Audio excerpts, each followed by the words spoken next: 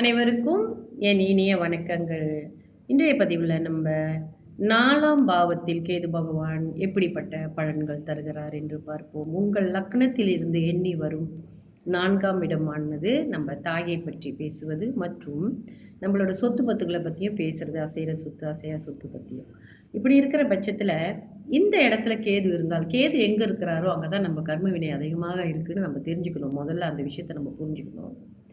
So அங்கே அவங்க தாய் கூட ஒரு தாயோடைய ஆதரவு இல்லாத மாதிரி தான் இவங்க வாழ்க்கை அமையும். சில சமயங்களில் சிலருக்கு தாயை விட்டு பிரியக்கூடிய நிலை கூட இந்த குழந்தைகளுக்கு ஏற்படும்.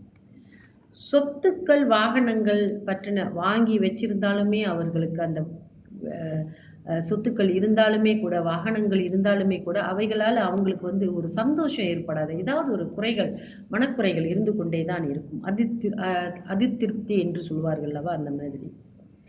இவர்கள் வெளிநாட்டில் வசிக்கிறது, மோஸ்ட்லி அவங்க குடும்பத்தை விட்டு கொஞ்சம் விலகி தான் வெளியில் இருப்பாங்க. ஆனால் வெளிநாட்டில் வசிக்கிறவங்களாகவும் இருப்பாங்க. வாழ்க்கை இறுதியில் ஒரு புதிய அனுபவம் போல் இவங்களுக்கு கிடைக்கும். நல்ல அனுபவம் வாழ்க்கை இறுதியில் தான் அதை உணர்வாங்க. உங்களுக்கு ஒரு நல்ல அனுபவம் கிடைக்கும். திடீர் என்று இவர்களுக்கு மாற்றங்கள் ஏற்படும்.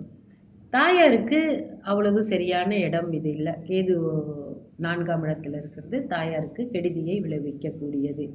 4ஆம் பாவத்தில் கேது இருக்க பிறந்த ஜாதகர்கள் நிச்சயமாக அந்த தசாபுத்தி காலங்களில் ரொம்பவும் கவனமாக நடந்துக்கணும். ஸோ அவங்க எப்படி இந்த வாழ்க்கையை அமைச்சிக்கணும் அப்படின்னா, இப்போ சொத்து பத்துக்களில் வாங்கும் பொழுது மிக கவனமாக இருக்க வேண்டும்.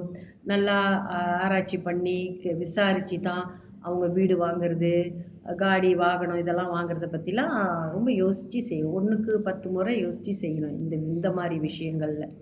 சரிங்களா? இதுதான் இவர்களுக்கு பரிகாரம். தொடர்ந்து நம்ம நாளைய பதிவில் 5ஆம் பாவத்தில் கேது இருக்க பிறந்தவர்களுக்கு எப்படிப்பட்ட பலன்கள் என்று பார்ப்போம். நன்றி, வணக்கம்.